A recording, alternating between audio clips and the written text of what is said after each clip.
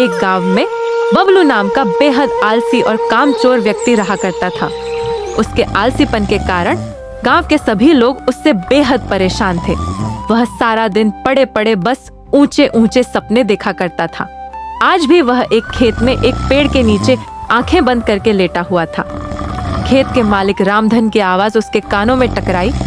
यहाँ क्या कर रहा है बबलू? तुझे मैंने यहाँ काम पर रखा है या आराम करने के लिए? कौन है भाई जिसने मुझे सपनों से जगा दिया? अरे अपनी सोई हुई आंखें फाड़ कर तो देख, मैं हूँ इस खेत का मालिक।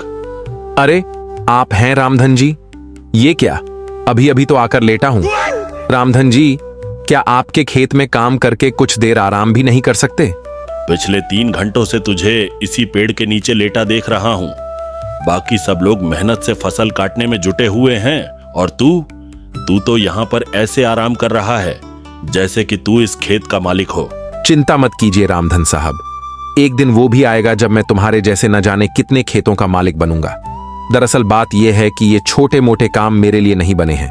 हाँ, मैं कुछ बहुत बड़ा करने के लिए बना हूं बुढ़ा। मैं तो तुझे धक्के देकर उसी दिन निकाल देता जिस दिन मैंने तुझे काम पर रखा था। मगर क्या करूं, तेरी पत्नी के आंसू देखकर मैं पिघल गया। लेकिन अब मैं और ज्यादा तुझे बर्दाश्त नहीं कर सकता। मैं यहाँ पर मजदूरों को काम करने की तनख्वाह देता हूँ, आराम करने की तनख्वाह नहीं देता। ठीक है, अगर आप मुझे काम पर नहीं रखना चाहते तो मुझे कोई फर्क नहीं पड़ता, लेकिन 10 दिन जो मैंने जी तोड़ करके मेहनत की है उसके पैसे तो मुझे दे दो। तेरा दिमाग तो ठीक है बबलू। पिछले 10 दिनों में तूने 12 घंटों में 12 मिनट भी काम नहीं किया। किस बात के पैसे?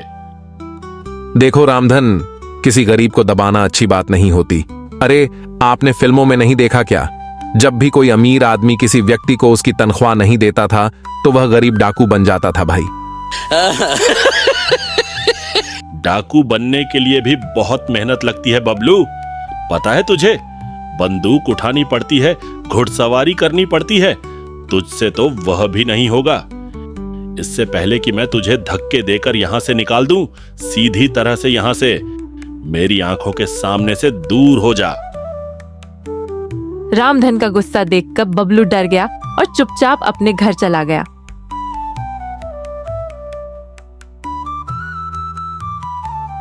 दोपहर के वक्त बबलू को घर पर देखकर उसकी पत्नी शर्मीली को गुस्सा आ गया। अरे इतनी जल्दी काम से कैसे आ गए? तुम्हारा काम तो शाम को खत्म होता है ना? रामधन ने मुझे काम से निकाल दिया। लेकिन क्यों? अरे मैं उसके खेतों में 10 मजदूरों के बराबर जी तोड़ मेहनत करके काम कर रहा था। कुछ मिनट पेड़ के नीचे आराम करने के लिए क्या बैठ गया, वह बुरी तरह से भड़क गया। हे भगवान, बड़ी मुश्किल से तो रामधन के सामने आंसू बहाकर तुम्हें काम दिलवाया था, लेकिन तुम्हें वहां से भी निकाल दिया गया। आखिर तुम्हारा यह आलसपन कब जाएगा? कब तुम काम चोर से एक मेहनती इंसान बनोगे? गांव की सारी औरतें मेरा मजाक उड़ाती हैं। अरे तुम उनकी बातों पर ज्यादा ध्यान मत दिया करो। कितनी बार कहा है कि औरतों की तो आदत ही है एक दूसरे का मजाक बनाना। तुम्हें अपनी पत्नी का मजाक उड़वा तो मंजूर है, लेकिन काम करना मंजूर नहीं है। अरे और पत्नियों को तो शिकायत रहती है कि उनके पति उनके साथ ज्यादा समय नहीं बिता पाते। तुम्हें तो खुश होना चाहिए शर्मीली, तुम्हारा पति तुम्हारे हमेशा आसपास रहता है। इस तरह से तुम्हारे आसपास होने से मुझे क्या फायदा? इससे तो अच्छा तुम गायब हो जाओ। रसोई घर में कल रात ही आटा खत्म हो गया और राशन भी बिल्कुल नहीं है।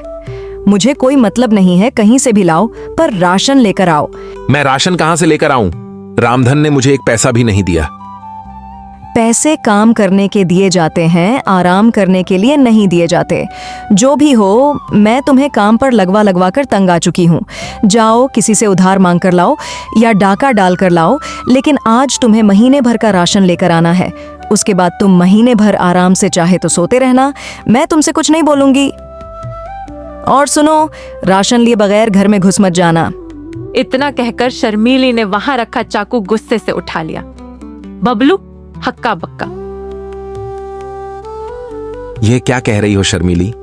मैं तुम्हारा पति हूं, क्या तुम मुझे मारकर विधवा बनोगी? इससे तो अच्छा मैं विधवा ही सही रहूंगी। कम से कम मुझे सुकून तो होगा कि मैं विधवा हूँ, मेरा पति मर चुका है। शर्मीली का गुस्सा देख बबलू तुरंत बाहर आ गया और बड़बड़ाते हुए बोला, हे भगवान, बच गया आज। ये शर्मीली को आज क्या हो गया? आज तो मेरी खैर नहीं, आज तो शर्मीली ने साक्षात काली का रूप ले लिया। लेकिन मैं राशन कहां से लेकर आऊंगा? गांव के हर व्यक्ति से तो मैं उधार मांग चुका हूं। कोई तरकीब तो निकालनी पड़ेगी, नहीं तो आज शर्मीली मुझे नहीं छोड़ेगी। बाहर खड़े मत रहो, महीने भर का राशन लेकर आओ। जाता हूं, जाता हूं।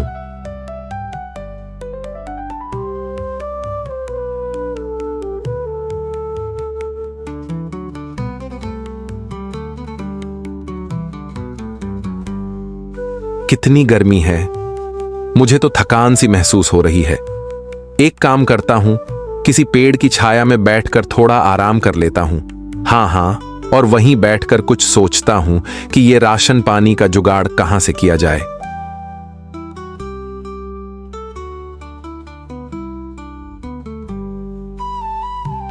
बबलू एक पेड़ के नीचे जाकर आंख बंद करके लेट गया। तभी उसके कानों में किसी साधु की कड़कदार आवाज टकराई। उठ जा कामचोर, यहाँ क्यों लेटा है? बबलू ने देखा कि एक साधु उसे गुस्से से घूरे जा रहा था। अब तुम्हें मेरे यहां आराम करने से क्या दिक्कत होने लगी साधु जी? मुझे परेशान मत करो। अच्छा खासा मैं सपनों की दुनिया में खोया हुआ था। जिस पेड़ के नीचे तू सपने देख रहा है वो पेड़ मेरा है। क्यों? इस पेड़ पर तुम्हारा नाम लिखा है क्या? इस समय मैं इस पेड़ के नीचे बैठकर तपस्या करता हूँ। तपस्या करनी है साधु जी तो हिमालय की चोटी में जाकर तपस्या करो, भगवान प्रसन्न होंगे। मैं तेरे बारे में सब जानता हूँ। तो इसमें नई बात क्या है? मैं इसी गांव का रहने वाला हूं, वो तो सभी जानते हैं। मैं जानता हूँ कि तू इस वक्त क्या सोच रहा है। क्या सोच रहा हूं बताओ? तू सोच रहा है कि तू महीने भर का राशन कहां से लेकर आएगा। अरे आप तो वाकई बहुत पहुंचे हुए साधु हैं, लेकिन इससे मुझे क्या घंटा फर्क पड़ता है? अरे मन की बातें तो बहुत से साधु बता देते हैं, पर मदद कोई नहीं करता। अगर मैं तेरी मदद करूंगा तो क्या तू मेहनती बनेगा? जब तुम मेरी मदद करके मुझे धन दौलत दे दोगे तो मुझे मेहनती बनने की क्या जरूरत है? लेकिन वो सब बातें बाद की हैं। तुम मेरी मदद कैसे कर सकते हो? साधु ने अपना हाथ हवा में घुमाया और अचानक एक मुर्गी साधु के हाथ में आ गई। अरे साधु जी, आप तो जादूगर भी मालूम होते हो। ये जादू नहीं मूर्ख, सिद्धि है। तुझ जैसा आम इंसान नहीं समझेगा। अब मेरी बात को ध्यान से सुन, इसको अपने घर ले जा। तो क्या साधु जी, इस मुर्गी का भला मैं अचार डालूंगा? अरे मैं और मेरी पत्नी तो शाकाहारी हैं। मूर्ख व्यक्ति, पहले मेरी बात तो पूरी सुन। ये मुर्गी रोज एक अंडा देगी। समझ गया साधु महाराज, आगे बोलने की जरूरत नहीं है और मैं उस अंडे को बाजार में बेच दूंगा। मूर्ख, ये तुझे रोज सोने का अंडा देगी। तू सोने के अंडे को रोज बाजार में बेच आना। धीरे धीरे करके तू अमीर हो जाएगा और तेरे सारे सपने पूरे हो जाएंगे। जी मैं रोज रोज करके इसका अंडा देने का इंतजार नहीं कर सकता। मुझे आप ऐसी मुर्गी दे दीजिए जो एक बार में ही ढेर सारे सोने के अंडे दे दे, और फिर यह मुर्गी तो कल से अंडा देगी। मुझे तो अभी महीने भर का राशन लाना है। साधु ने क्रोधित होकर अपना हाथ दोबारा हवा में लहराया और मुर्गी गायब हो गई। तू सिर्फ कामचोर ही नहीं बल्कि मूर्ख भी है। अब जो भी हो साधु जी, मुझे तो तुरंत अमीर बनना है।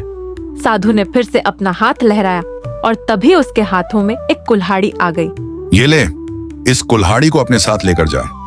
इस कुल्हाड़ी की खासियत यह है कि तू इस कुल्हाड़ी को जिस पेड़ पर भी चलाएगा, ये कुल्हाड़ी उस पेड़ को अपने आप काट देगी और तू उन लकड़ियों को बाजार में बेच आना।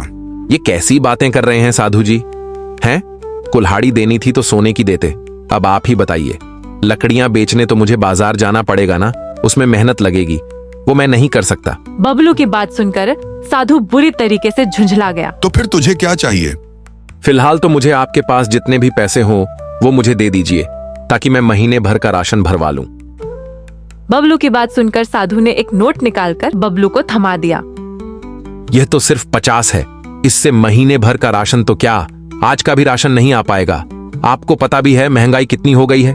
कहां तो आप सोने का अंडा देने वाली मुर्गी मुझे दे रहे थे और आपकी अपनी जेब से निकला क्या सिर्फ 50। मूर्ख व्यक्ति, मैं अपने पास सिर्फ उतने ही पैसे रखता हूं जितना मैं अपने पेट में अन्न ग्रहण कर सकूं। बाकी सिद्धि और मोह माया की बातें तेरे जैसा बेवकूफ क्या जाने। तेरा कुछ नहीं हो सकता। इतना कहकर साधु वहां से चला गया। बबलू अपने आप से, चलो कम से कम रुपए तो मिले।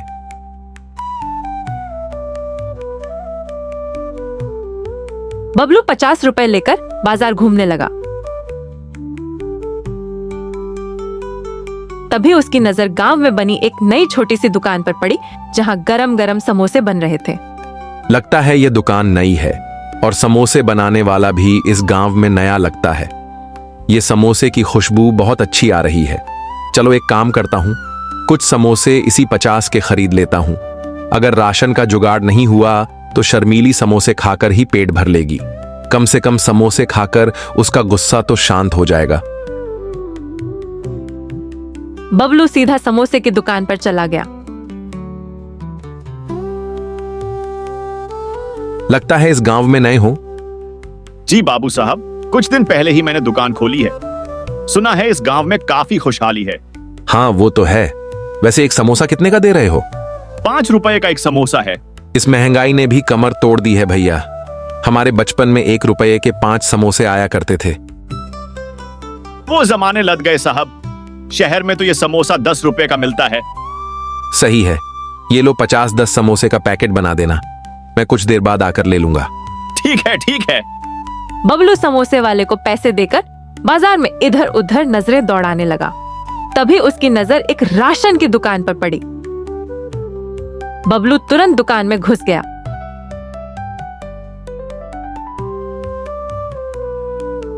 ये लो झोला और महीने भर का राशन भर दो और पैसे हिसाब में लिख लेना, मैं अगले महीने दे दूंगा, ठीक है? तेरा दिमाग तो ठीक है बबलू। अबे तूने तो पिछली उधारी ही नहीं चुकाई। पिछले 6 महीने से तुझसे यही कह रहा हूं, कल दे दूंगा कल दे दूंगा। मेरे पैसे देना तो दूर, तू उल्टा उधार मांगने वाला चला आया। भाग यहां से। अरे अगर राशन नहीं देना तो अकड़ क्यों रहे हो भैया? आपको किसी गरीब की बेइज्जती करते हुए शर्म नहीं आती? अबे तू पिछला उधार दिया नहीं और नया उधार मांगने आ गया। तेरी आरती उतारूं क्या बे? देख बबलू, मैं तुझे 1 रुपए का भी उधार नहीं देने वाला। सबसे पहले पिछली उधारी चुका और उसके बाद जो भी सामान चाहिए ले जाना। अरे भोला, वो जो समोसे वाला है उससे तू मेरी पत्नी का हार छुड़वा लाया कि नहीं? हाँ साहब, मैंने उसे पूरे पैसे दे दिए। हार अब आपके घर पहुंचा दिया है। ये सुनते ही बबलू के दिमाग की बत्ती जल गई। उसने भोला को आंखों से इशारा किया और धीरे से उसे अपने पास बुलाया। इतनी बड़ी राशन की दुकान का मालिक होकर इसने समोसे वाले के पास अपनी पत्नी का हार गिरवी रख दिया।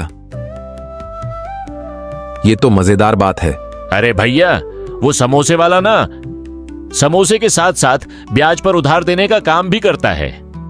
मालिक को पैसों की जरूरत थी तो उन्होंने अपनी बीवी का हार उसी के पास गिरवी रखा था।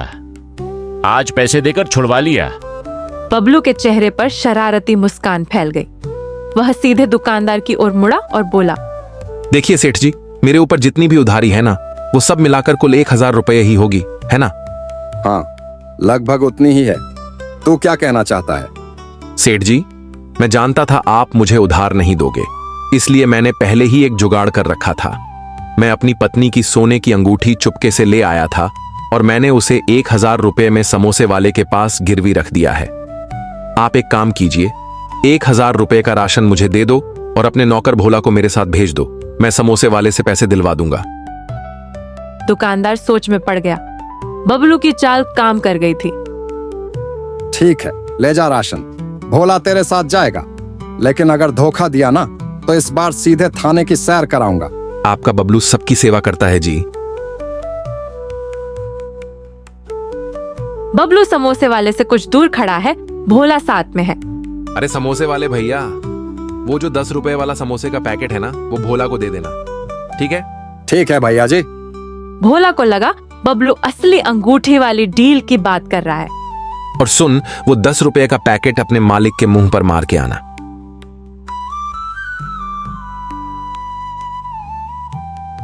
बबलू घर आता है, राशन से लदा झोला लेकर। शर्मीली दरवाजे पर है, चौंकती है। अरे ये महीने भर का राशन कहाँ से उठा लाए? तूने ही तो कहा था चोरी करके लाओ, डाका डालो, कुछ भी करो, राशन चाहिए। हे भगवान, मैं तो गुस्से में कह गई थी। सच में चोरी तो नहीं की तूने? ना ना, इस बार सिर्फ दिमाग लगाया है, हाथ नहीं। अब देखना, कुछ ही दिनों में मैं तुझे रानी बना दूंगा, रानी। तभी दरवाजा धड़ाम से खुलता है। राशन वाला 2 पुलिस वालों के साथ अंदर आता है।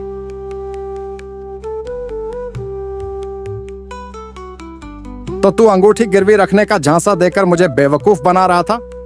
शर्मीली की आंखें फटी रह जाती हैं। अरे लोगों को उल्लू बनाता है बे।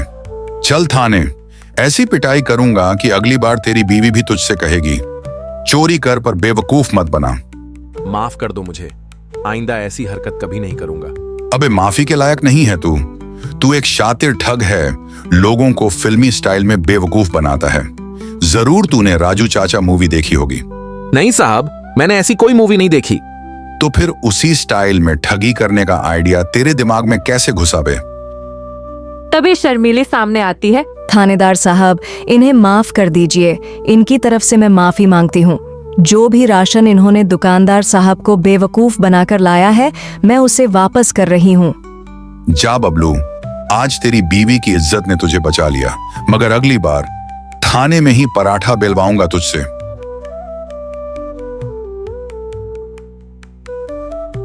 अब तो पुलिस भी हमारे दरवाजे पर आ गई। माफ कर दे यार, कल से मैं काम चोरी छोड़ दूंगा, मेहनती बन जाऊंगा। काश तू पहले ही समझ जाता। सच कहूं, इससे अच्छा तो मैं उस साधु बाबा की बात मान लेता, ज्यादा फायदा होता। कौन साधु? कौन सी बात? बबलू ने अपनी पत्नी को सब कुछ बताया, साधु और उसके साथ क्या क्या हुआ। साधु ने बिल्कुल सही कहा था। तू वाकई एक बेवकूफ आदमी है। अपने नाम के मुताबिक बबलू का बबलू ही रहेगा। बबलू और शर्मीली भूखे पेट लेटे हैं। सुबह की हल्की रोशनी कमरे में फैलती है। शर्मीली की आंख खुलती है। उसने देखा तकिए के पास कुछ पैसे रखे हुए थे। शर्मीली हैरान होकर, बबलू उठो, उठो, देखो ये पैसे कहाँ से आए। बबलू आंखें मलते हुए उठता है, पैसों को देखता है और हैरान रह जाता है। मैंने तो नहीं रखे, ये पैसे कहाँ से आए? तभी दरवाजे की ओर रोशनी फैलती है। वही साधु प्रकट होता है। ये पैसे मैंने रखे हैं बेवकूफ, क्योंकि तूने मुझसे पैसे ही मांगे थे। साधु महाराज, चाहता तो मैं तुझे सोना चांदी भी दे सकता था, लेकिन उससे तू और कामचोर हो जाता। इन पैसों से अपने घर का महीने भर का राशन ले आना और जो कुछ बचे उससे कोई छोटा मोटा कारोबार शुरू करना। बस मेहनत से पीछे मत हटना। बबलू फौरन झुककर साधु के पांव छूता है। मुझे माफ कर दीजिए साधु महाराज, अब मेहनत से कभी पीछे नहीं हटूंगा।